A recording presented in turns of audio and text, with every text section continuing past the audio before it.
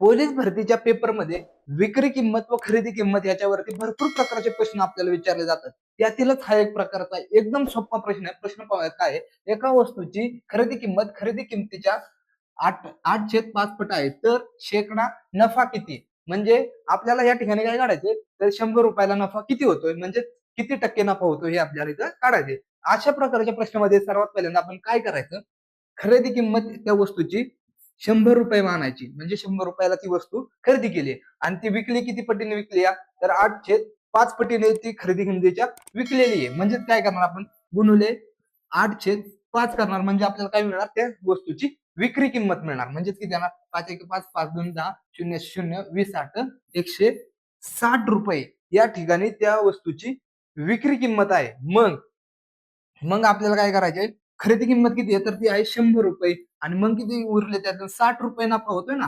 आपल्या 100 रुपयामागे 60 रुपये नफा होतोय, म्हणजेच किती टक्के नफा होतोय, तर तो होतोय 60% नफा, जे की आहे आपलं ऑप्शन क्रमांक 4 हे.